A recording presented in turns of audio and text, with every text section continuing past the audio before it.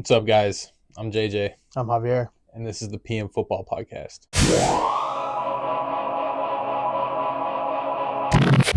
We started this podcast for several reasons. You and me combined have a decade's worth of experience working in college football. Um, there was things we thought it was that wasn't necessarily. There were a lot of fun moments, a lot of iffy moments. Was college football what you thought it would be? So, going into college, I didn't really have much experience in football. Like, I loved football my whole life, and I don't have any playing experience in football, but I knew football is what I wanted to do with my life. And so, going into college, I wanted to make sure that I went to a school that had a football team, and I ended up at ODU. And in my second semester at ODU, I was taking my first sport management class. And this guy that I sat next to in class was writing notes. I had a bunch of football notes and stuff Mm-hmm. on it. And I was like, "What is that?" He's like, "Oh, I work for the football team." And I was like, "You think you could get me a job with the football team?" And he was like, "Yeah, I mean, I can send you the coach's number and you can text him and maybe bring you in for an interview." So a couple of days go by and I text the coach. He says, "Yeah, come in on Monday." So I go in there on Monday. And by the way, I'm way overdressed. I was in a Say suit. I was in a a suit when I went in for my full on interview. I was suit. in a suit. What do you mean by like full I had a like? sports jacket. I had a collared shirt on and So everything. you look like you were like attending a And wedding. everyone else in there was wearing shorts and a t-shirt. And they were like, Like, look at this weirdo. "Oh, okay, this guy is either way too serious about this Yeah, or doesn't know what he's he's just coming doing." to be the water boy. Yeah. So I go in there for my interview and just basically tell him that I used to do stuff in high school with recruiting, not recruiting, but like I would watch film and do mock drafts, and I was just super Mm-hmm. into football. And he was like, "Yeah, we can start you off as a recruiting assistant." And I was like, "That's cool." So went in the next day, sat down, and the first thing I did was pull out all the coaches' binders. And I Yeah, sat there for 8 hours yeah. pulling out all of the old playbooks and putting in the new playbooks. And I was sitting there like, is this really what working in football is going to be Oh like this yeah. whole time? And I finished the day and they were like, "All right, we just had you do that so that we could see if you were going to stick around." Yeah. And I was like, "Okay, cool." So the next day I go in and then I start recruiting. So that whole freshman year, I worked in recruiting, got to work at the games and bring recruits in for visits and do their measurements and all that stuff. Got my foot in the door. So I was like, all right, awesome. This is going to be awesome. Next year comes around and COVID happens. Yeah. And at ODU, we were one of two teams that didn't play that season. Yeah, it was us in UConn, right? Us and UConn were the Yep. only teams that didn't play I that year. remember that. And so all we did was practice. We had practiced the entire season that it was supposed to be. All we did was practice. And so there was no recruiting to really be doing. So I had to switch over to be a camera guy. So I was like, I'm into recruiting already. Now they're switching me to a camera guy. Do I really want to be a camera guy?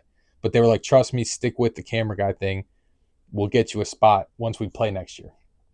So I stick with that, do camera work for that entire season.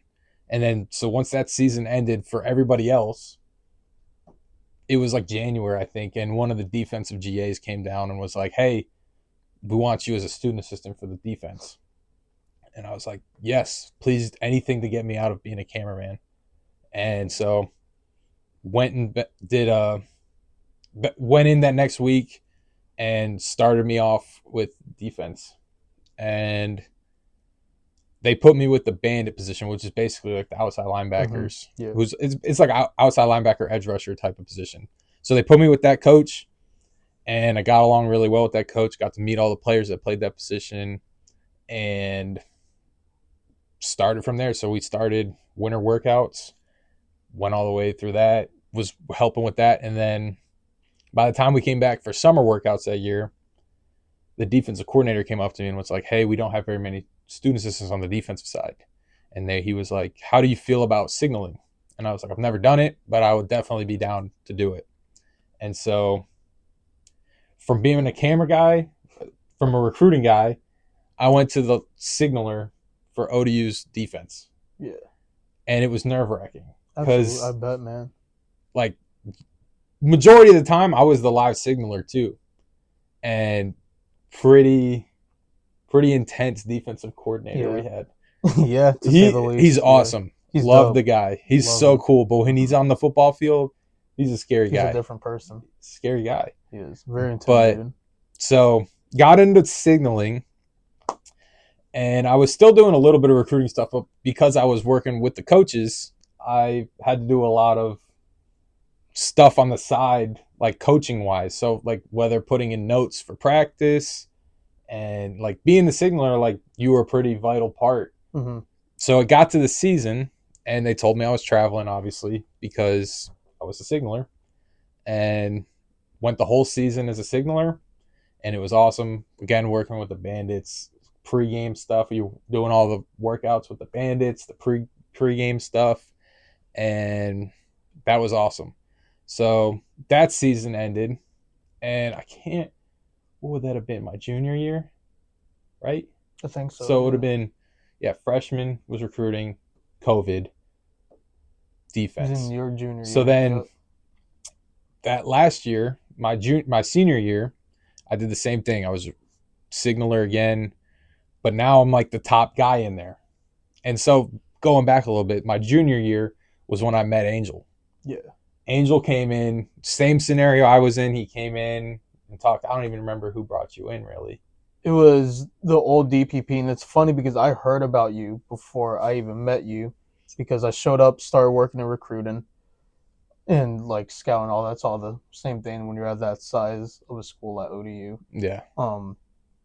Going to what was the student assistant room at the time. I'm pretty sure it's something different now, but at the time it was the student assistant room. And the DPP comes in, and he's kind of giving out work, and he's like, where's, he couldn't even remember your name. I do remember that. He was like, where's that kid? CJ? Yeah. Oh, yeah. Shout out CJ. He was like, where's that kid? And Kyle, who's now, was he the D tackle coach at North Alabama? Yeah. Shout out Kyle as well. He was like, oh, JJ? He's like, yeah, JJ, where is he? He's like, oh, he has COVID. Yeah. So he was like, yeah, he's not going to be here for like a week. So like, and CJ forgot the next day, the day after, so he just kept coming in like, where's JJ? So finally, after like a week or two, you finally show up. And by then, it was like my second week working there, I would say so, starting off in recruiting. And like you said, it was just very tedious work to see for you to show them. Yeah, for you to show them if you really want to be there, which obviously I did. Yeah. I really wanted to work in football, especially college football at the FBS level. Yeah. Like, if for whoever hasn't experienced it, it's one thing going as a fan. Yeah. But then once you're on the field, running out the tunnel, like just there daily, really being part of a program, it's a completely different animal. So yeah, kind of my backstory about it. I started my spring of my sophomore year. My mom found like this announcement or post on Facebook by ODU's like, oh, we're looking for student assistants or whatever. And my mom sent it to me, was like, look into applying this. I wasn't really doing anything except like waking up, going to class, sleeping, playing video games, like a regular college student, I guess. What every other kid was doing in college. What the smart kids would do, honestly. Yeah, I was like, and they never really even said what the position was. Yeah. It was just come work for ODU football. So same with me. Sent my resume, went through the interview process. And it's funny you mentioned your suit, because when I showed up the night before, I didn't even have a car at the time. I asked my roommate if he could drive me to H&M. Like, a broke college student, man. So drove to H&M, got like an outfit literally just for the interview. Like, it was literally just for the interview. And I'm so dumb. I forgot I left the tag on the freaking shirt. And I don't know if they saw it or not, but I show up, I think I'm looking fly, not even noticing the tag is still on. And they were interviewing me next to a guy going for the same position. And it's funny you bring up the suit, because to this day I call this dude James Bond. I didn't catch his name. I don't know anything about this dude. He showed up looking like he was in 007. Like, very nice tailored suit, not a single wrinkle, like, not no acne on his face, nothing. The hair perfectly slicked back. Like, he looked like a total professional. And I walked in, I was like, oh, I'm not getting this. He was And interviewing? he was, yep, it was me and him interviewing for the same position. I have no idea what that kid's name is. Huh. I don't even think you've told me that before. Yeah, nah, like, and like I walk in, I was like, I'm not getting this. Like, he is obviously, I have the tags on, dude. Like, this dude is clearly going to get the job. We go through the interview process, and I remember the DPP, CJ, he's asking, like, going through the interview process, he's only asking him questions. And, like, he's giving really good answers, and I'm like, psh, man, this is not going well. And then every once in a while, I'm like, it got to the point where I was like, I already know I'm not getting this job. I might as well fight for something. So I remember every once in a while I would just say like they brought up Travis Fulham. No, Fulham, yeah, my bad. Sorry, Travis. Brought him up, and I just brought up like a random stat, and CJ was like, "Oh, okay," like kind of impressed.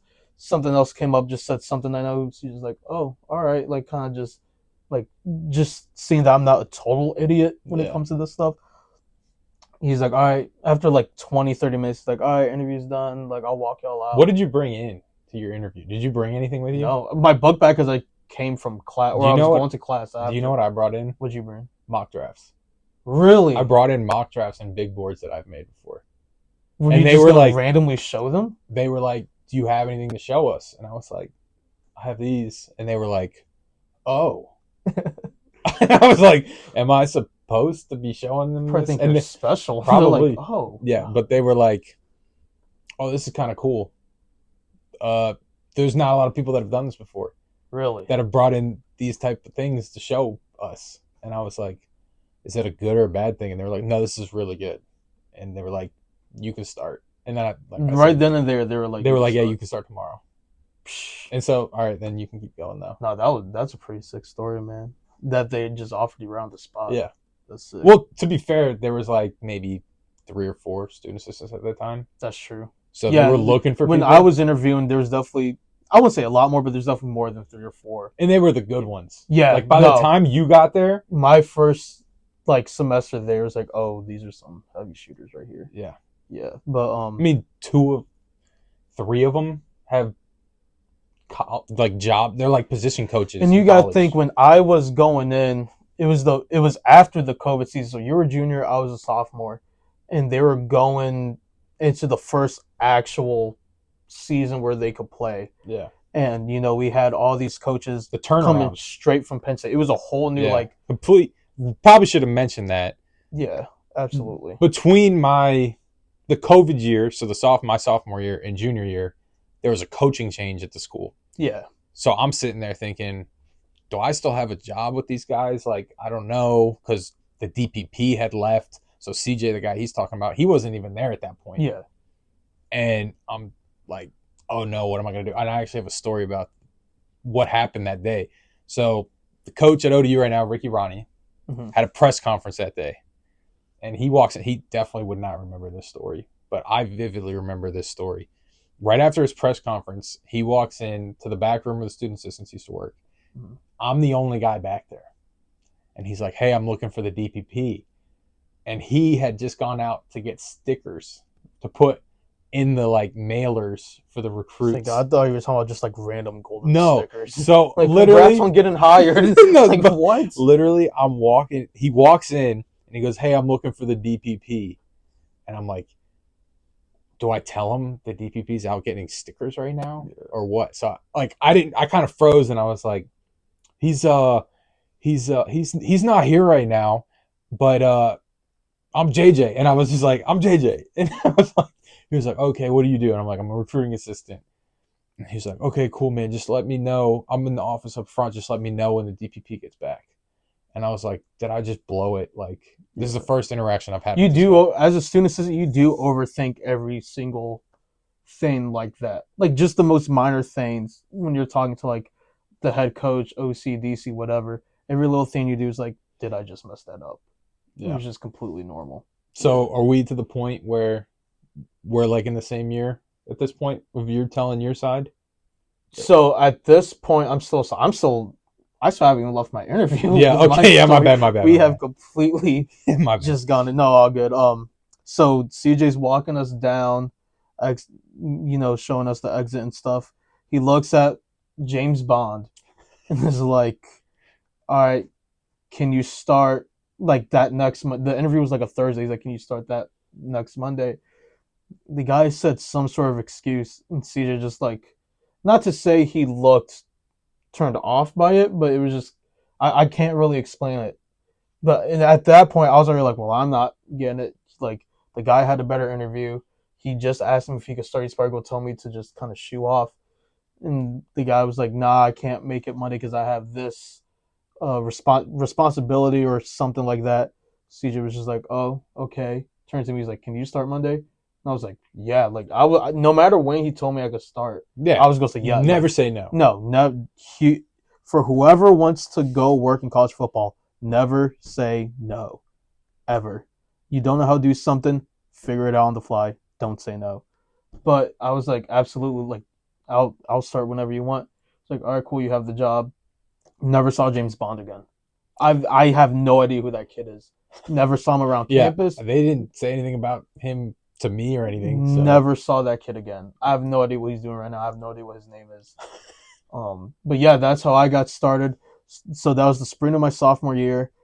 Um, Worked in recruiting, doing tedious tasks, but also helping review film, look, kind of show me how the databases we use work and all that stuff. And honestly, I learned a lot. Like I didn't realize it was so hands on when I interviewed for it. It is so hands on, and I'm so grateful that I had someone like CJ because he really showed me like what to look for when you're evaluating someone. what would you say on a scale of 1 to 10 when you came in? What your like Microsoft Office experience was? 2 on a good day. Because like that's what I was going to talk about is when you first came in, I knew nothing. we were scared. Terrified. We were scared. You're an FBS program, and you know these guys. Like just for example, CJ the DPP came from Maryland. Like half the coaching staff came from Penn State. DC comes from West Virginia. Like you have all these P5 coaches around you, so like you just know they're demanding and expecting excellence. So Yeah. anything under that, and I remember especially that first year when it's really the beginning of building what you want to build.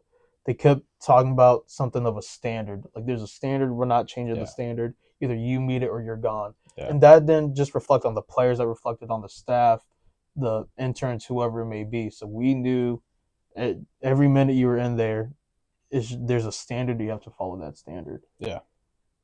So yeah, no, that spring of my sophomore year, just how to evaluate, how to work the databases, and I learned so much. Got more tech savvy. Like they taught me and everyone else in our position so much. Going into leaving for summer break, everyone there wants to travel. Yeah. You want to travel to games, and the best way to travel for games is to work as a student assistant coach. You work for a position coach. Yeah. So I wasn't working for a position coach at the time. I was only working on recruiting. And one of the GAs, I asked him like, "Hey, can I help out any way possible?" He's like, "Come for training camp. We'll see what you do." So I showed to training camp not even knowing if I was going to work for a position or not. Yeah. I just came thinking I could easily just do recruiting, and that's it. So I show up. It's helping set things up. It's the first week. Ask the GA again, like, "Hey, is there any position group I could work for?" He's like, "You could help out the offensive line." I was like, "Absolutely, I'll take it." Worked my butt off. Ended up not traveling. They had other travelers. Yeah. Did it hurt? Yes, but at the same time, I understood because I was less than a year in it at that point. And like the one who did travel already had a couple years in it, so like I understood. Like it wasn't a personal thing, but like obviously it hurt not traveling. So I remember that entire season, that entire off season, and going into my senior year because I was a junior by the beginning of that year. Yeah. I told myself like going into my senior year, like I had to prove without a doubt I was the best on the offensive side of the ball. So just worked my tail off. you actually found out before I did that I was traveling for my senior year. Kept it a secret from me because at that point we were living together. Yeah. So going to senior year, you found out like 3 weeks before I even did. Didn't say a word. Still don't forgive you for that. I wanted it to be a surprise. And it was a surprise. I didn't want to ruin it because I wanted the people that were actual coaches to tell you. A really funny story about that is that was Tech week. Week 1, Tech was coming. So hold on. Before any of that happened, like before he tells you about what any of that happens, if you aren't already traveling and you know you're going to travel, they tell you like 3 days before you leave. You find out the week of game day that you are traveling. So, luckily it was a home game. So, even if it was a away game, I was traveling, like, I will figure something out. Luckily it was a home game, so I didn't have to make that quick turnaround or whatever. But, I mean, we weren't even living together at that point. Your senior year. Your senior year. Because I'm a year under. Because I was, you're right. Yeah, no, the year before, I was your senior. Yeah. That's when I would just, like, go over to your house with, everyone else. Yeah. So, so you're right. Never mind. About we knew. Yeah, before you did. You and one of our other roommates, Ruff. And so, shout out Ruff. We miss you, Ruff. My little Ruffle Sprout.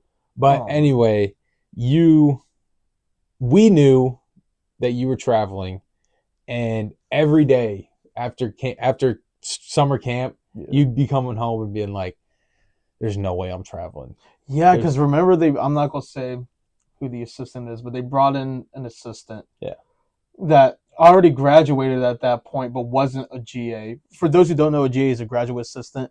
They are they're a graduate student at that school, but they're also considered a coach, so they get like either stipends or paychecks. However, every school is kind of different, but either way, they get benefits. It's basically broken up by how big of a school are you? Yeah, it is. The smaller schools get less money for the GAs. Big schools get more money. So this assistant wasn't a student. He wasn't a GA. He just came to help out, but he already graduated from, I don't even want to say from where, but he already graduated already. Let's just say that. He was older. He was older. So he came in and like, I don't want to say I was done dirty in the past, but you just never know with football. You just never know. It's a lot of politicking in football. It is. And I'm hoping that's something that we both cover, as we have more episodes. And like, if you guys stick with us, you will hear a lot of stories of how college football truly works from inside. 100%. So, yeah. So I'm glad you brought up the politics because it was politics. I didn't know. Yeah, you weren't even aware of the politics at that point either. To an extent. Obviously, I knew it existed because by then I had a year under my belt. Yeah. Or over a year, close to 2 years under my belt at that point. And a lot of it had to do with what position coach you worked for. Absolutely. So, I didn't know. Week of, one of the GAs who I was really close with said because we already didn't have school that Friday because we played Tech on Friday. Yeah. So, it's like Monday or Tuesday of Tech week. Like, things are getting pretty serious. And one of the GAs says something along the lines of, make sure you're not busy on Fridays. I didn't hear the plural on Fridays. I heard Friday. And I was in my head, I'm like, hey, idiot, didn't you see the email? Like, they canceled class because of the game. Like, how stupid is this guy? And then, like, he just looked at me. And then, like, I walked to the copier because I'm copying some things. And it literally just hit me like a light bulb. I was like, oh. And I run over back to his desk. I'm like, am I traveling?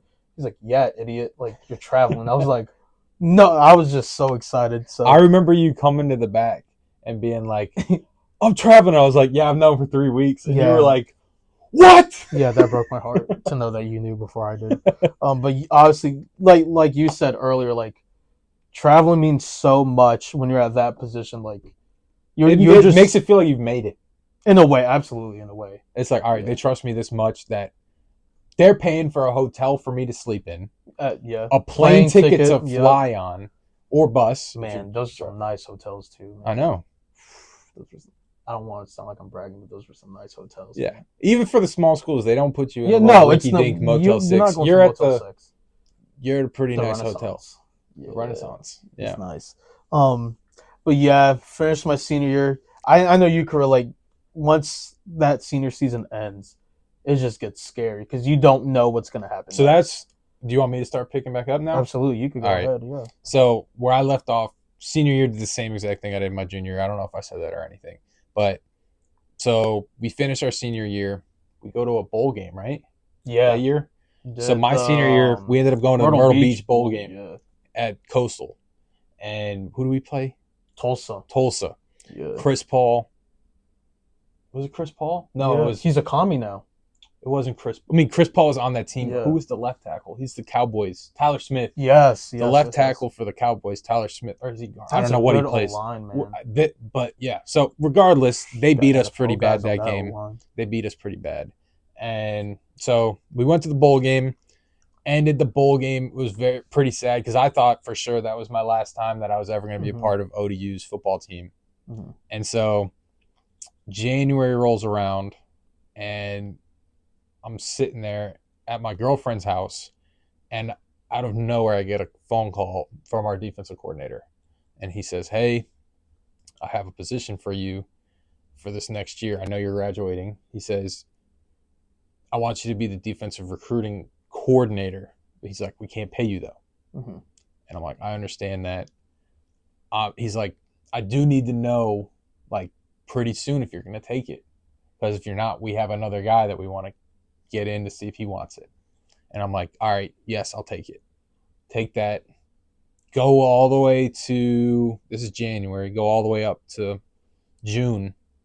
In June, they hire another defensive assistant. So I'm sitting there and I'm like, did they forget that they offered me this job? Mm-hmm. Or do I still have this job? And so that's when I text somebody that worked on offense, and he says, "Hey, we really need an analyst badly. Like, we're going to be short this year on analysts."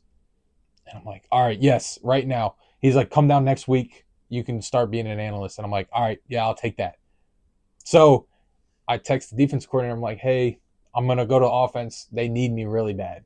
Yeah. And he's like, "All right, I understand that." And not knowing if I still had that job or not. Yeah. But he was like, "All right, that's okay. We can get this other guy to do that too." Mm-hmm. And I was like, "Oh, so I still had that job." Yeah. Because that was the big reason why I took the offensive one. So anyway, I get the offensive analyst job. Not really knowing, I haven't worked with offense at all in my college career. Mm-hmm. Strictly been with defense. Mm-hmm. I come over. There's 2 GAs that work for the offense at the time. No analyst. I become the analyst. And they're like, "Hey, you're going to be working with the receivers." I'm like, "Well, that's new." Mm-hmm. I have no experience working with the offense. And I'm going to be working with the biggest position group for the offense. It's like 18 dudes deep in there. It's deep. They rolled deep. Oh, I know. And so I go in, and he's like, "All right, you're going to be helping me with stuff during practice. You're going to be helping running drills during practice." Mind you, the position group that I'd worked for before, there were 4 players. Mm-hmm. I was working for the smallest position group on the defense. There were 4 bandits. So now I go from working with 4 guys to, like you said, like 15 to 18 guys. Yeah. Every day I'm down there shooting jugs to the guys. And at practice, I'd be warming them up during pre-practice stuff, throwing them routes and everything. And so there's a lot of adjusting to get used to the offensive side. And on top of that, I didn't know what I was really going to be doing for the offense. I will say, I kind of brought up earlier, they are pretty vague when it comes to when stuff. They say, "Hey, you want to do this?" You say, again, never say no. Don't say no. So at that point, it was almost like I had 2 jobs, but I didn't know if I had that other one, the defensive side one. So I go in, the defensive one is off the board now because he's like, "All right, you switch sides." And it's funny because at ODU, the defensive coaches call the offense the dark side. Mm-hmm. And they're like, "All right, no, you're on the offense now. You switched over to the dark side." Yeah. And so I go in, and the first thing I experience is we have a camp. And so they have me do all the measurements for the players that are at the camp. And then the camp goes through, I do all that. There's like 3 more of those camps. I do the same thing at all those. And then so summer ball starts.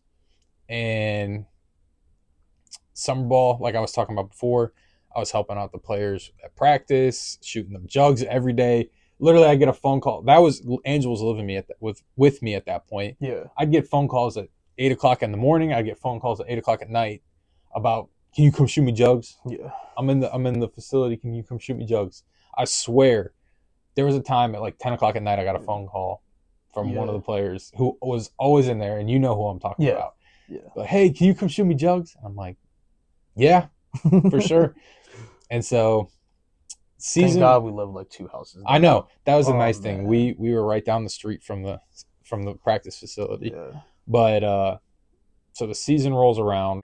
So then they tell me that I'm going to be doing charting during the games. And I've never charted before. It's stressful, man. Charting is stressful, especially on the offensive side of the ball, because they control the tempo. Mm-hmm. And we like to go fast on offense. Yeah. So charting, for people that don't know, I'm up in the box and I have to listen to the play call from the offense coordinator, write down the play call, where they are on the field, like what hash they're on. So that way, very detail oriented. So that way, when the game's over, they can go back and plug in all the stuff into their film. I remember on the bus, either back to campus or the bus to the plane, you made me sit next to you and read you the hash mark, the play, the tempo, and everything. So it'd be quicker for you to hurry up and put it in the computer system, so that the coaches could get it as quickly as possible. Doing it by yourself, it took about 30 to 45 minutes. And like you said, the coaches wanted it. They want it now. They wanted to be able to watch the film on the plane ride back. Yeah. So I had to get changed, get everything, get back on the bus, put all of this stuff back into the database to make sure it was all ready for the player or the coaches and the players to watch on the bus ride back to the airport. Because on the plane, they definitely wanted it by the time we got to the plane. If it was not in by the plane, if we got to the airport and it wasn't in, issues. It was bad. Luckily, I never got to that point. I usually got it. I definitely got it in by that point. I can't remember a time where you turned it in late. No, I definitely didn't. At least not to my knowledge. But so that season goes by doing all that stuff. Again, I was up in the box the whole season, which was super cool. You never got to experience up in the box, right? Not during the game, though. No, I was always on the sideline for the games. And that's another thing they don't tell you about working in the box. You have to be ready to run. Because at halftime, we left about 5 minutes before all the other coaches would go back out to the field. We have to sprint to the elevators to get back up to the box. And if you go back and watch the Virginia Tech ODU game in, what was it, 2022? 22, yeah. The Virginia Tech coaches got stuck in the elevator going back up to the box. Yeah. Because they thought it was a smart idea for all of them to go in one elevator. Yeah. So they all got stuck on the elevator. We had gone up the elevator before they did. We literally, the elevator doors are closing, and we can see the Tech coaches running through the elevators. Ours closed. We get up. Should y'all flip them the bird real quick? Oh yeah, for sure. We get up to the top, and we're sitting there, and we're all locked in, making sure all the players are out on the field and watching the other team to see if there were any injuries at halftime, if anybody's coming out. And all of a sudden, we had the TV copy up on the top right corner of the box, and they were like, "The game's suspended," and we were like, "What's happening?" I'm happy you brought that up. So I was on the, sorry to cut you off, but I was on the sideline for that. Remember, we had like that halftime light show where the lights just like flicker on and off. It looks really cool, but like that really hypes the players up, hypes the sideline up. Like it really gets the crowd going, gets everyone going. And I remember they usually do the light show literally a minute before kickoff to start the second half. Just to get everybody hyped. Yep. So light show happens, everyone's ready to go, and no one's moving. Refs are telling everyone to kind of just chill out for a little bit. 2 minutes turned into 10, dude. So by the time, was it, like 15 minutes? It was a good 15-minute delay. So it got to like 5 minutes, and we're just sitting up there. Again, we can't talk to anybody when we're up there. Yeah. And all of a sudden, the offensive coordinator who's up in the box flips down his headset and is like, "Hey, what's going on? Like, what are we doing?" Yeah. And he's like, "The game's delayed." And we're like, "What?" He's like, "Apparently, the Tech coaches got stuck in the elevator." And we were like, "We literally just saw them. How are they stuck in the elevator?" Oh, man. So anyway, they get out of they finally get them back up the elevator, and we play the rest of that game. And I don't even remember what I was talking about before that. That's a good question. I just remember we won. That's all that matters. We did win that game. We did win. You were just kind of talking about your experience being in the box. Oh yeah. So again, up in the box. That was the funny story I had about being Yeah. in the box. Yeah. So anyway, that season ends, doing all the stuff I was just talking about, and I was like at a point where I got into football to do recruiting, and the coaching part of it is cool, but you have to be in a certain mindset Yeah. to be working coaching It's wise. not for this industry and lifestyle itself isn't for everyone, but coaching especially is not for everyone. No, but so that season ends, and I'm like, I think I want to switch back to recruiting. And the DPP that had hired me originally at ODU had just left NC State and was going to Texas. And he actually had gone to Texas the year that I was the offensive analyst at ODU. And so after that season was over, one of the guys at Texas I'd seen left. And so I texted the guy and was like, hey, are you guys going to be looking for anybody at Texas? And he was like, yeah, you can take this guy's spot if you want it. And I was like, I'll be there tomorrow. Mm-hmm. Fly to Austin with my dad.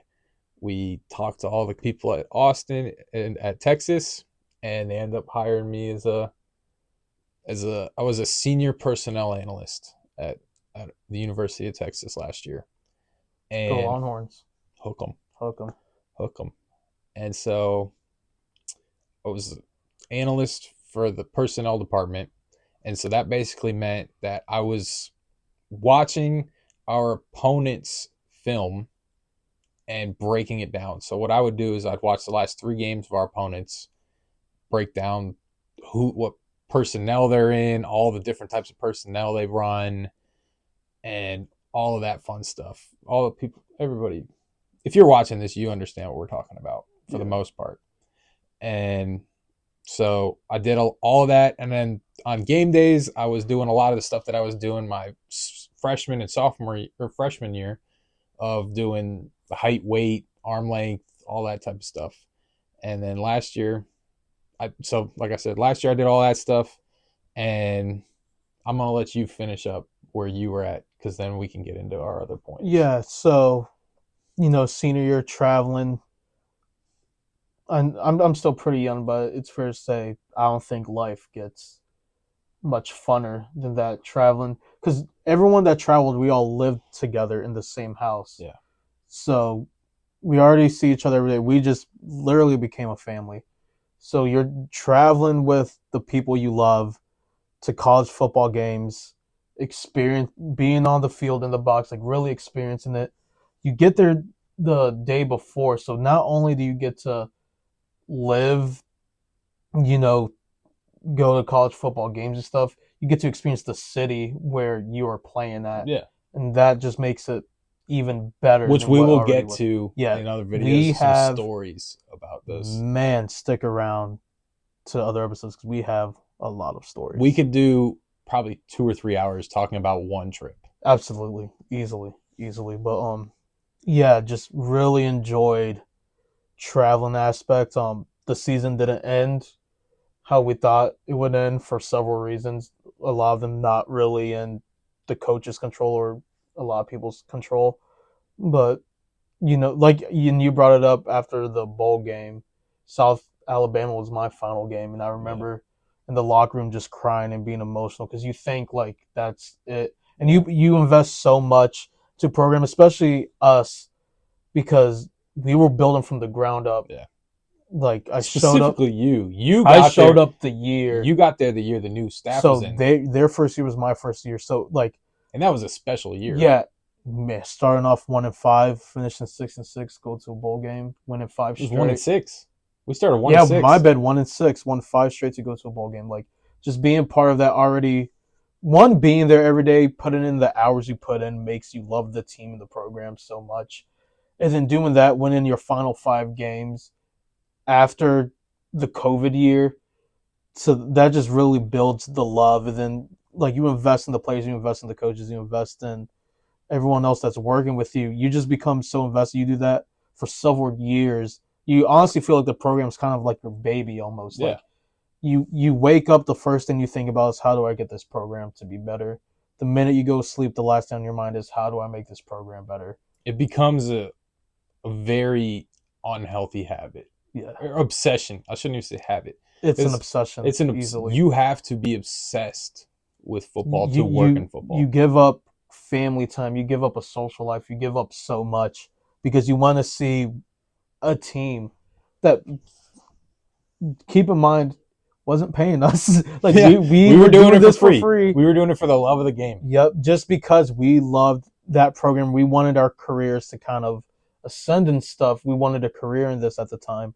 So, you pour so much. So that South Alabama game where, the season didn't go how we were hoping it goes, like you just know, like you don't know exactly who, but people will be leaving. Yeah. And because it's my last year, we didn't do so well. It's like there's no reason for them to really keep me.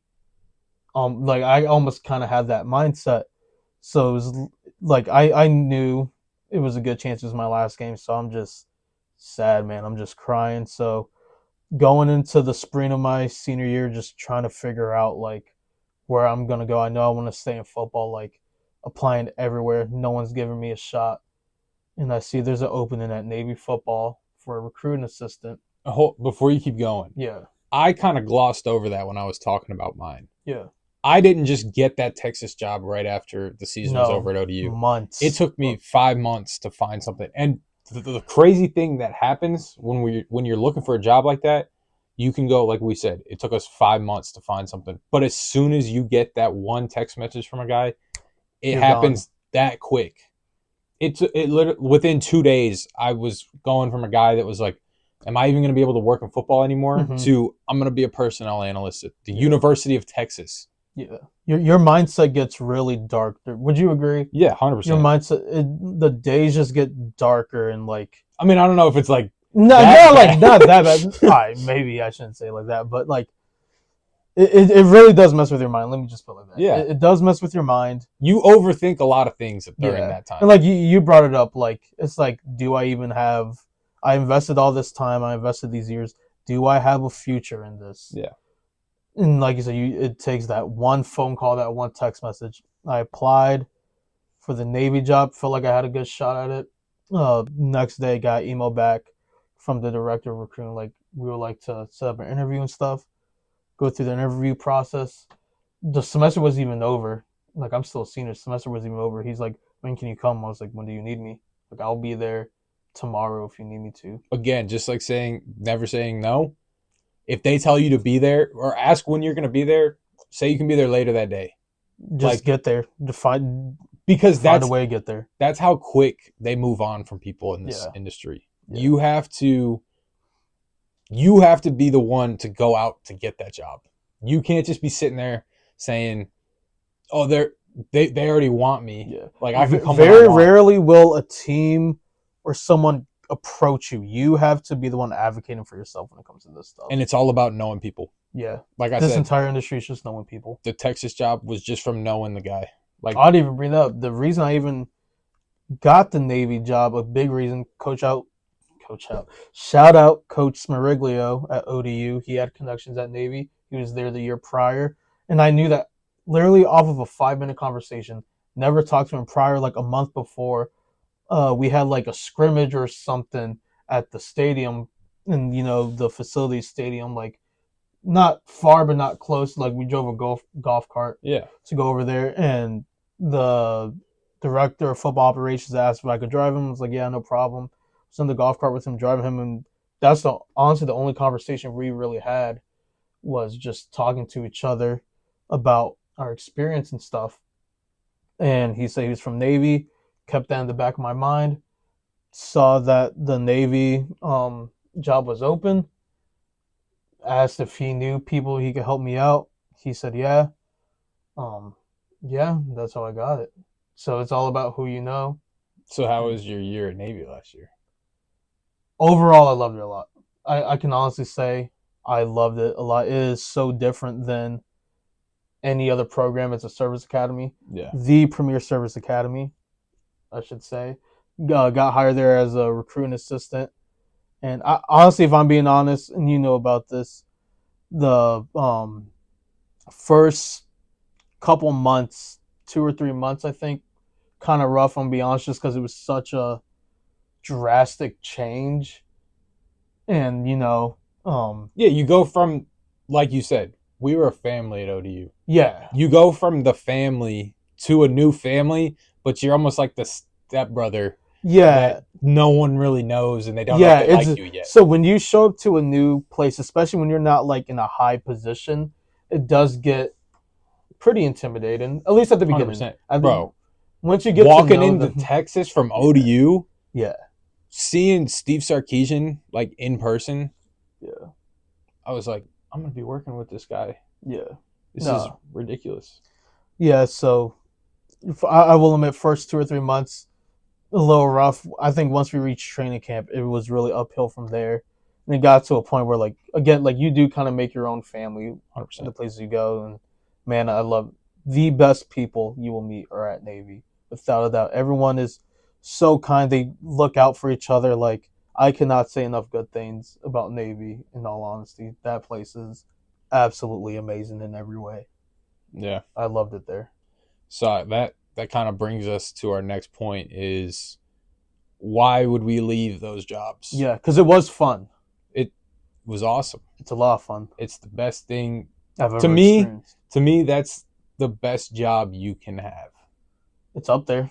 And people are going to disagree because they all have different Opinions, yeah. opinions and things that they like. But if you love football, we made it to the points where we wanted to get. Not to the top of where we wanted to get, but When you're working for an FBS program, you know what you're doing is not normal. And just the experiences you have, like Army Navy, like if you've never been to Army Navy, it is all the hype and more. It is and then it's so insane. Just yeah. that entire weekend. And knowing that I experienced that, it's like it's so yeah, back to your point, like why would we give that up? Why did you give that up? So like he kind of talked about it a little bit earlier, saying like you get into a little bit of a dark place, and I wouldn't even say a dark place. It just messes with your mind. You start overthinking a lot of things, Yeah.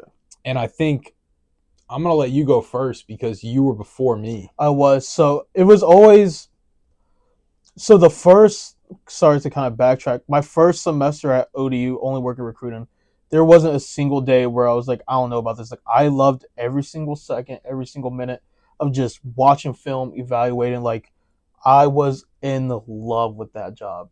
Yeah. Even though they weren't paying me, I was in love with that job. So, once things kind of get added to your plate and you get more responsibilities and you spend less time with family and you don't, once you're in it more, you start to kind of see things differently, kind of think things differently. I remember the exact moment where I was like, I'm done. It was after I was at Navy. We just beat ECU. It was a good win. Decided to go to downtown Annapolis that night, hang out with some friends and stuff. May have had a few drinks in my system. And when you're I wouldn't say I was drunk, but I definitely wasn't sober. The that's when the truth really comes out.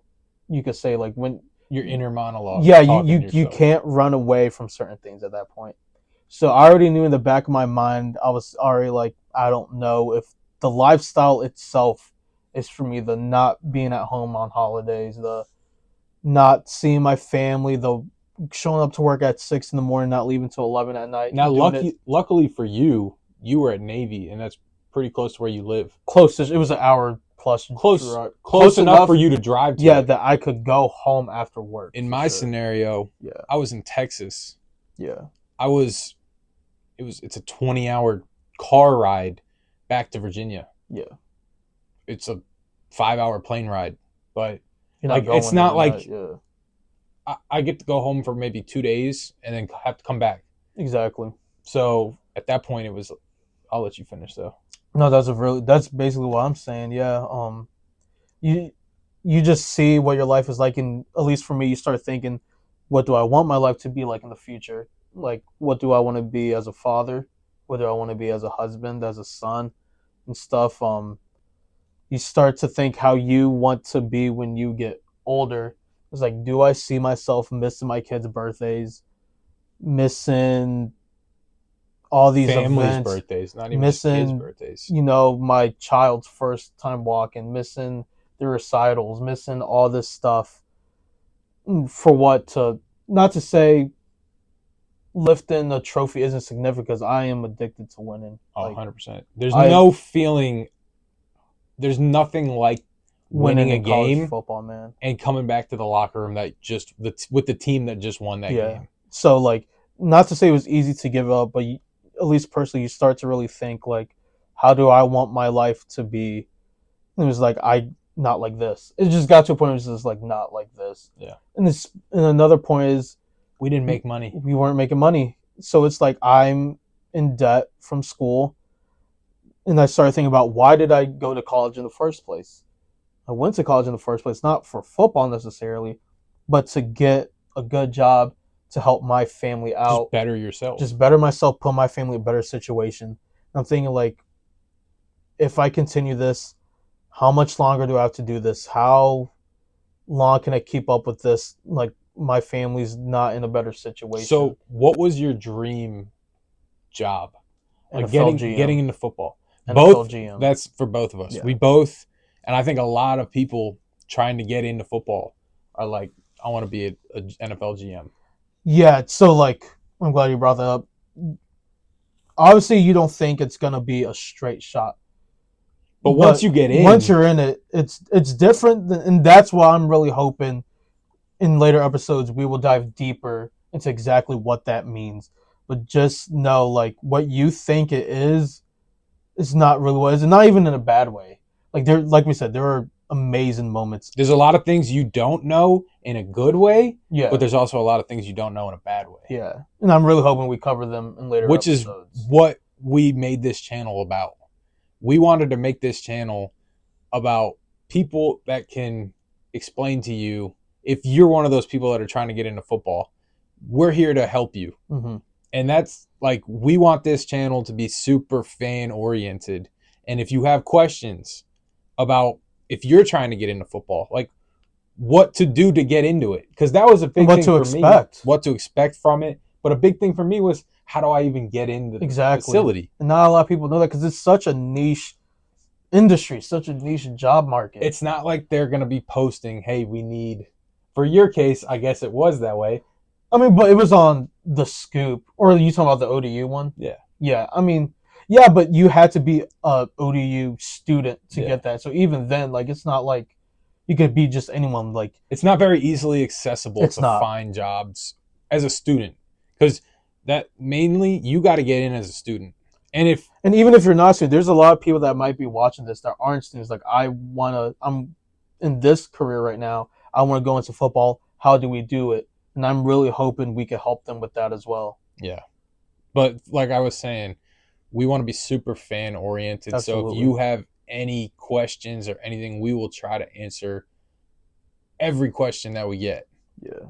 And we just really want to help people that want to get into football, and then stay into football. No, that just help you understand what to expect, because we didn't know. Yeah. We wish we had people here. Much like this podcast, we don't really know what we're doing. We're going to be just talking about stuff that probably doesn't even make sense, but we don't know what we're doing. Yeah. So stick with us, and we'll get better along the way, hopefully. And we're hoping you help us get better. But kind of to tie that along, like, if you're looking for a career in football, you don't know what to expect, use us as a tool to kind of help you understand what to expect, what things look like, kind of the ins and outs of it. Because, like we said, both of us combined a decade in this thing, man. Yeah, and it's not like we don't have connections still. No. We both could have stayed at our schools.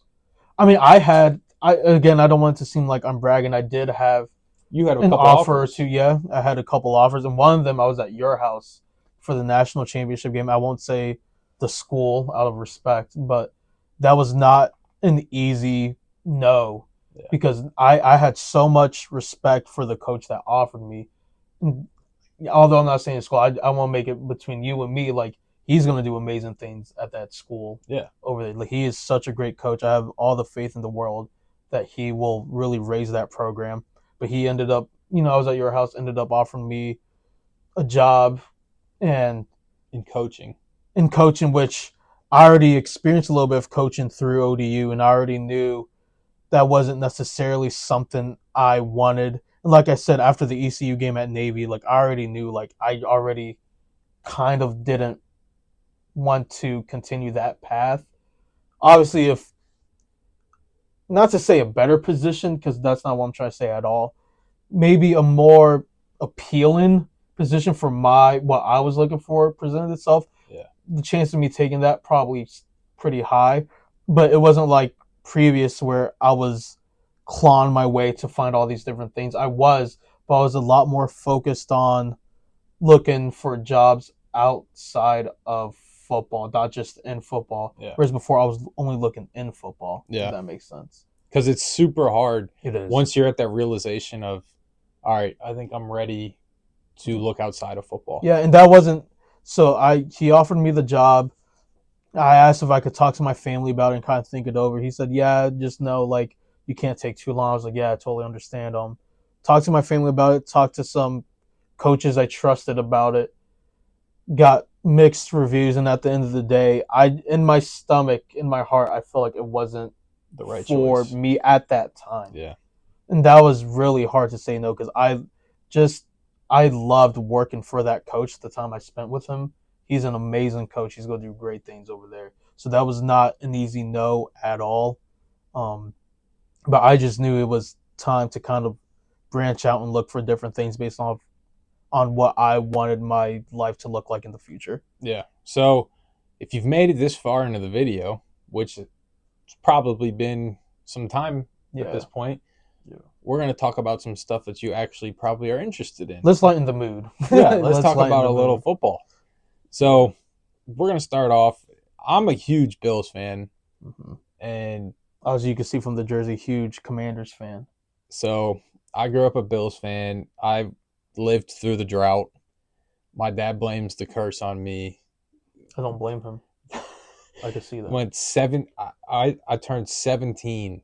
That was the first time I saw a Bills playoff game. I had to wait 17 years. That's pretty sad. 17, I can't talk, but that's pretty 17 years I had to wait for a playoff game. Yeah. I went through J.P. Lossman, Trent Edwards, E.J. Manuel. I thought E.J. Manuel was the savior of Buffalo. Turns out he's a bum. It's no offense to E.J. Manuel. Sending shots right away. You got to love it. But, yeah, so you want to get into our... Basically, we're going to talk about how we think our teams are going to do this year. How do you think Buffalo's going to do, man? Do you think they got better or worse from last year? Definitely got worse. And it's scaring me to the point where I'm not saying I'm ready for them to blow things up. But if this year goes the way that I'm thinking it's going to go, so like realistically, best case scenario, we go 11-6. I think that's our solid. Best case, though. You think they win the division? No. And that sucks for me to say because the last 5 years, that's been Buffalo's division. Mm-hmm. Yep. I honestly think the Jets, and I know we've talked about this before, but we'll dive deeper in it in later episodes. Yeah. I think the Jets are going to win the division this year, in my opinion. I just think the Bills receivers are going to be, and I mean, I could be completely wrong about this. I don't think the Bills have the receiving core to keep up scoring-wise. I agree with you. Losing Stephon was huge. Losing Gabe Davis, even though I'm not the biggest Gabe Davis fan, having him as a number 2 receiver with Diggs as a field stretcher, with Davis as a field stretcher, like those two together worked really well. And I think if they were able to keep them with Kincaid now, and I mean Dawson Knox still in the mix, and James Cook, if he can catch the ball, being in the mix of receiving too, I think that offense could have been really dangerous. I like Keon Coleman. I like him too. But a lot of people are talking about Keon coming in and being the Diggs replacement. Keon's not going to be the Diggs replacement. he's going to be the Gabe Davis replacement. And hopefully he's just the better Gabe Davis. The Stephon Diggs replacement is a guy that no one's talking about that much. They're even talking about Curtis Samuel more than this guy. Mm-hmm. It's going to be Khalil Shakir. You think Khalil Shakir is going to be the next Stephon Diggs? I'm not saying he's going to be the Diggs next Stephon Diggs, but in the Bills' offense, the way that it's structured, Khalil Shakir will be playing the Diggs role. I don't know. I just don't think you're going to get. Honestly, you're not going to get the production that Diggs had. I'm not saying he's going to be Diggs, but he will be playing the Diggs role, and I think he can do it to an extent, not to the way that Diggs did it, like at an elite level, but I think at a good enough level where it balances itself out. Because I'm like, Keon is going to be, in my opinion, a better Gabe Davis. He's got a more. I can see that. Yeah. He's got a more balanced, not a balanced, but more of a complex route tree than Gabe Davis. Gabe Davis ran a dig or a vertical every single route. Mm-hmm. I think Keon is going to be very crucial in comebacks. He can run a slant. He can catch a bubble. I don't think you could find a video of Gabe Davis catching a bubble screen. No. At least not to my knowledge. He doesn't do that. But now you bring in Curtis Samuel along too. Who can catch a bubble. Shifty. Mm-hmm. And I just think those three together aren't going to be as good as they were, like, as our receiving core was last year. I agree. But I don't know. I definitely think there's going to be a fall off for Buffalo. Not a major one, but man, that Super Bowl window's closing. Man. I don't agree with the people saying it's closing. It's not closed yet, but to say the door is just as big as it was previously. Oh, it definitely isn't. Way. Especially because the best part of our team was the defense. And all of those defensive players are getting old. Yeah. Or gone. Either old or gone. Yep. Safety, Micah and Poyer are gone. Milano's hurt again. He's probably going to miss the entire season. I'm pretty sure there is that he's missing the season. Is he out for the year? I could be wrong, but I think they said there's maybe a chance he's coming back. But at that point, I say just leave him out. But it's a big year. I'm expecting big breakout year. And I mean, he kind of did it last year. But Greg Rousseau, I think, is going to break out. He has improved. It's his contract year. That's important. Yeah. Greg Rousseau is going to have to go out there and get at least 10 sacks this year. And I think he will. And hopefully Von Miller can come back. I don't see it. If we could bring him in on money downs to be the guy to just get to the quarterback. Definitely don't want him dropping, which is what he was doing when they first brought him there. He just fell off. Obviously, that's going to come with age and stuff, but he has just fell off significantly. He has fallen off a lot, but I just hope it's not to the point where he's like not playable anymore. Mm-hmm. Like, I don't think it's gotten to that point. Apparently in training camps he's been looking really good. Mm-hmm. But again, he's coming off of an ACL tear, and I think he had one before that he prior. Did. Mm-hmm. So a 35, I think he's 35 years old at this point. He's getting up there, man. He's getting up there. It's going to be tough. So like I was saying, the defense is getting older. The offense, I just don't know how it's going to be. You can't tell yet. They haven't played a game with that receiving core yet. Yeah. And the O-line, we lost our starting center, Mitch Morse. Yeah. He's in Jacksonville now, right? Yeah. Yeah. The most vital part on our line, other than the tackles, is the center. Yeah. He's the communicator through the whole offense, basically. Yep. And so, I best case scenario, they go 11-6 this year, make a wild card. Worst case, 9-8, 8-9. I could see that. I would be very upset if they had a losing record, but I don't think it's out of the question. I could see them going 8-9. I could see that if things just go bad. If the receiving core doesn't work out at all, yeah, and they can't establish a run game, 8-9 is pretty realistic. Yeah, for sure. Especially with the schedule. They got a pretty tough schedule this year. Yeah. What do you think Commanders are doing? And please do not think and say Jaden Daniels is going to win the MVP, because I know that's what you think already. I wasn't going to say that. I'm saying he's winning Super Bowl MVP. No, I'm kidding. In all honesty, my honest opinion, I think a successful year for Washington will be 6-11. Successful? Successful. You don't think they could go 500? They can't. I obviously, anything above All right, 6. so then what's your highest? Like what Highest? ceiling I could and see us floor? 9-8. 9-8 as the ceiling. Floor, 5 and what would that be? 5-11. So you just said a successful year was 6-10, but floor is You got a 5. good point. I guess the floor would be. I'd say Well, I the mean, thing is, I just don't raise see your us being worse. expectation a little bit. You don't think you expect if you're a Commanders fan, and leave us in the comments if you're a Commanders fan too.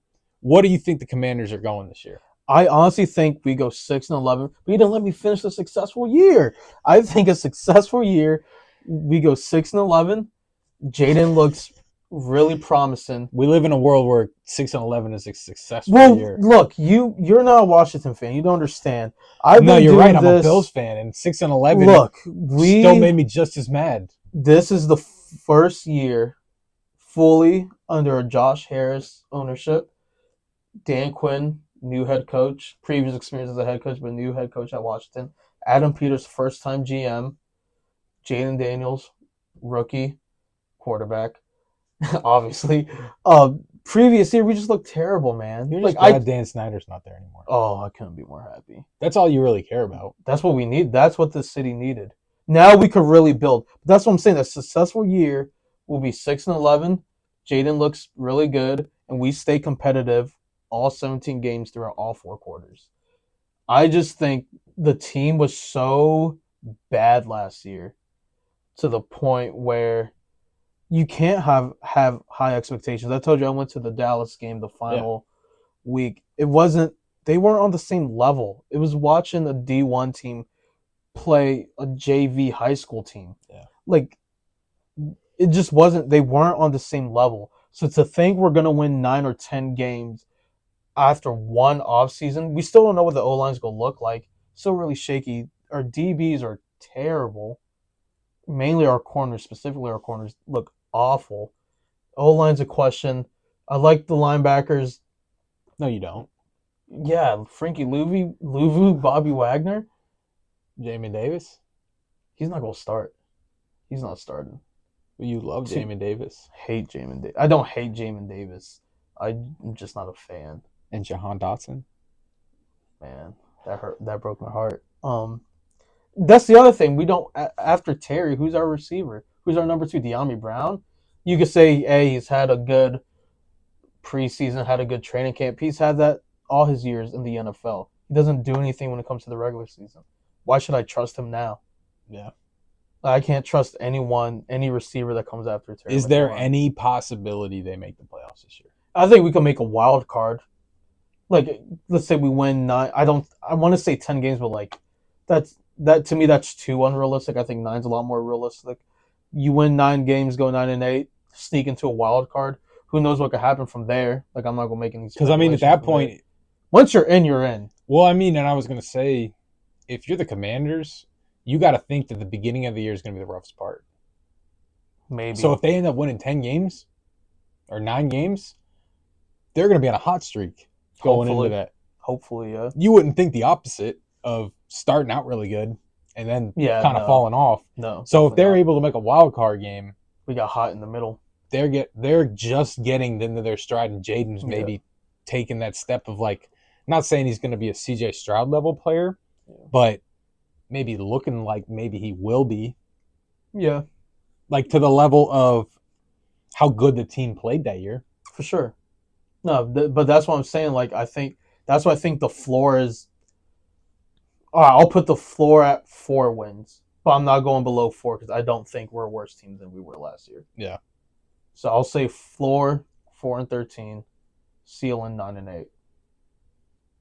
But I do expect very good things from Jaden Daniels. I've heard amazing things. He's looking really good. Who's a surprise player for you that people are going to be like, oh, on Washington or in the NFL? Washington. That's a good question. Because, I mean, I'm not saying people aren't talking about Greg, but I really think Greg could turn into a household name edge rusher this year. Honestly, I'm really impressed by Frankie Louvu. I think having Bobby Wagner next to you is going to open so many options for you. I think he's going to give you a lot of opportunities on the field. Just from what he's shown in the preseason, fast, aggressive, violent, plays like his hair's on fire. Like, there's so much to love about Frankie Louvu. I feel like he could have Pro Bowl / potentially All Pro season. I'm really expecting high things from Frankie Louvu. Yeah. All right. So we're gonna end this video out with our Super Bowl picks, and we're gonna talk a little bit about college football too. We're gonna do our national championship picks. Absolutely. Who do you have in the Super Bowl, or at least winning it? So in the AFC, I mean, it's super hard to bet against the Chiefs. I agree. Like, at this point, if you aren't picking the Chiefs at a beginning of the season, I mean, who else are you going to pick in the AFC? I agree. So AFC, I definitely think the Chiefs. And then NFC is where it gets tough because you got the Niners. And for me, the top two teams in the NFC this year are going to be the Niners and the Lions. I really like the Lions' offense. Their defense is always going to be good, but I just think that the Niners are just so dynamic in their team. It's all going to depend on Ayuk. If Ayuk stays and plays for them this year, I think they got a real good shot. If he doesn't, I might be leaning more towards the Lions. But if I had to make a prediction right now, under the assumption Ayuk is staying, I think it's going to be the Chiefs and the Niners. And I think the Chiefs win it again. It's so hard to bet against them. I hate to agree with you, but I do. Like, to not choose the Chiefs to take the AFC at this point after everything they've proven. I mean, who's even another team? Maybe the Texans? Yeah, Texans. Do you think anybody from the AFC East? Like, do you think, say the Bills do make it somehow? Yeah. I just don't see a team. Because, I mean, the Chiefs got better, too. I was about to say, I know I've told you this, the Chiefs have gotten better. They're looking so good. They were already amazing. Yeah. And then you just add on to it. Like, you just kind of have to expect them to take the AFC. Yeah. And when it comes to NFC, I like either the 49ers or Lions. That might be a safe answer. I hate to go the safe way, but 49ers or Lions, and I think honestly it wouldn't even matter at that point because I think the Chiefs are going to three-peat. Yeah. Like, they're just too dynamic. They have so much going for them. It's just really hard to bet against them. If the Chiefs win the Super Bowl this year, is Mahomes the greatest quarterback ever already? Let's assume he was an MVP year. Yeah, I would say MVP caliber season. Which at this point, are we expecting anything less? No. I mean, what would that be? 5? Is that 4 or 5? That would be 4. No, Super Bowl titles. He would have 5. This would be his 4th. If he wins, it will be his 4th, because he won before the three-peat. They haven't won a three-peat yet. We're predicting a three-peat, but he's got one before it. So he has 3. It would be his 4th with 5 appearances. Yeah. What is he, like 27? Maybe 28. I mean, if you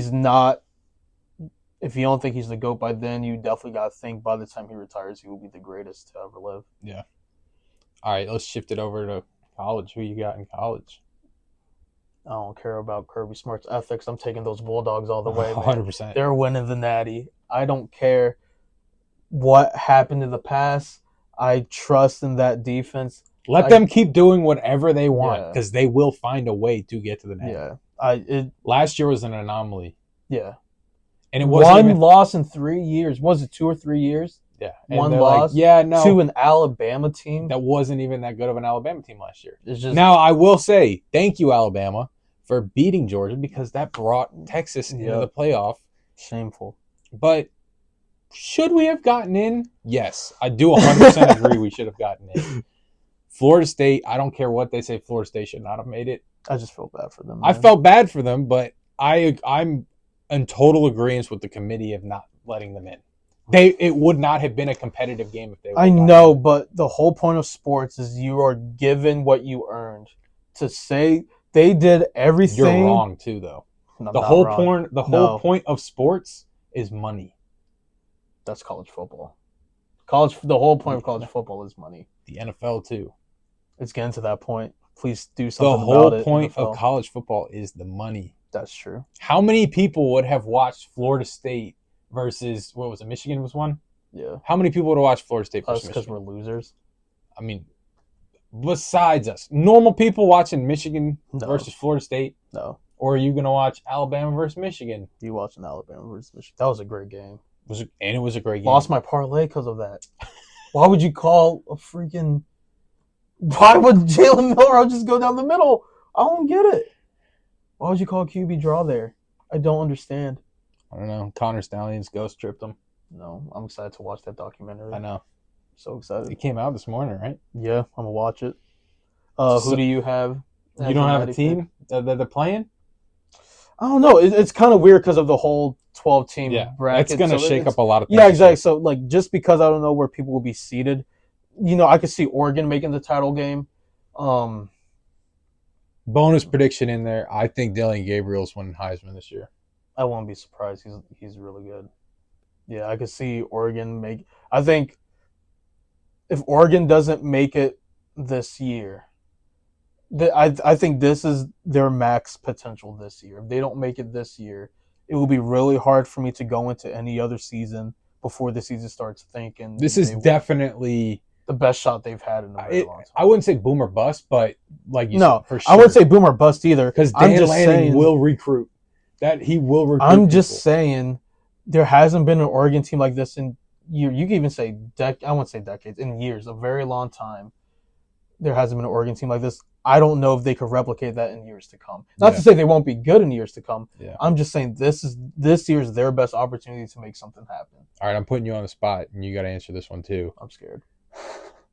What Group of 5 school is taking the 12th seed? I'm down to either Liberty or App State. Who are you picking? I'll go Liberty. You like Salter? I do. I think he has a lot to offer. Throw against us. He did. I don't want to think about that game. That hurt my soul. But, yeah, no, we saw firsthand in person just how talented he is. So did you pick another team or no? I can see Liberty making... No, I'm talking about... You said Oregon, right? Yeah, Oregon. I'll call it Oregon, Georgia, final championship game. I'm taking Georgia. Okay. All right. I'm also taking Georgia to be in it. But... the other team that I think is going to make it, and I don't know how they're going to make this happen because it might be their third time playing each other that year, this year. I think it's going to be Georgia and Alabama in the championship. Really? I don't know how they would do it. Kalen DeBoer? I still think they have a good enough roster, and take what he did at Washington. It's a present. I think he was... Was Washington was never a national title contender. They've made it to the college football playoffs before. They'd made it before, but were you ever like, oh, Max Browning's going to go win them a natty? Michael Penix is that dude, though. Michael Penix is that guy. Rome's talented. But like, he did so well at Washington, not only recruiting but developing the players. They weren't bringing in 5 and 4 stars. A lot of them were 3 stars. Don't get wrong, though. He can recruit. Exactly. That dude can recruit. But I'm not even saying that needs to be the focal point of that team. Yeah. Alabama, you're obviously bringing in 4 or 5 stars still because it's Alabama. Yeah. It's the name. So right now, I'm taking Alabama, Georgia. I think Georgia wins it. Yeah. But I still think Alabama still has a good enough roster to get to the. I wouldn't be surprised if they make it to the natty. And like you said, it's all gonna depend on DeBoer. Seeding, not just that, but seeding. Seeding is a huge part in what's going to happen. And is DeBoer still that guy? I think he is. My whole thing with that is just, can he really get that chemistry down and make them more of a cohesive team and unit to kind of withhold? It's not even 15 games anymore. Yeah, it's more. Like, it's hard enough doing that for 15 games. Now you got to do it for longer. All right. Do you agree with? So I'll say this about the 12-team playoff. I think the teams that start with byes are going to be at a disadvantage. Why? They have to take a game off. Dude, it's a long season. I feel like taking a game off would be even better and more beneficial. I think keeping a hot streak going, though. But I feel like if you're already one of the top 4 seeds, you're not necessarily in a hot streak. You're just that good. Say you're the Group of 5 school and you beat the 5th-ranked team. All right, but you're a Group of 5 school. You're not having that first round bye. So what? So what does that matter? Like, I feel like you need that. I'm saying having the bye is going to slow them down. I just disagree. I don't think, because it's not like they're just laying on the couch for that week. Like you're still practicing, still lifting weights. Yeah, You're but you still don't know who gonna. you're playing yet. That's fine. You're the higher seed for a reason. And I'm not saying just because you are the higher seed, you're automatically going to win. I'm not saying it's a huge advantage of not having the bye, but I think teams that don't have the bye and end up winning are gonna be in way closer of games than it should have been if they weren't, if rather of them being in a bye. I feel like that late in the season, the fatigue is really going to set in. And not to say you're Yeah, I necessarily agree. not at a disadvantage, like you're saying, but like I just don't see how it would be an advantage. Like, Yeah, all right, yeah, you get an extra game in. A lot could happen in that game. yeah. What if your star player tweaks his ankle? Star quarterback tears his shoulder a little bit. Not fully, obviously, but like nicks it here and there. So, what do you think of?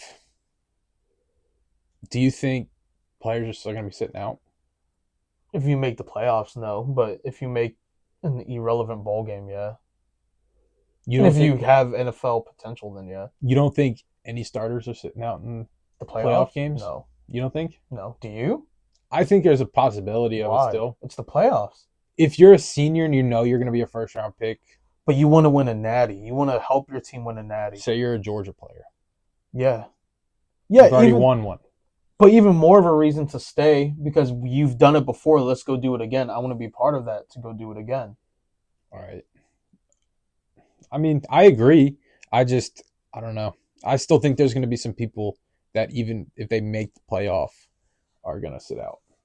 I just don't see that happening. I think once you're in the playoffs, you want to help your team get that natty. I mean, I would do that.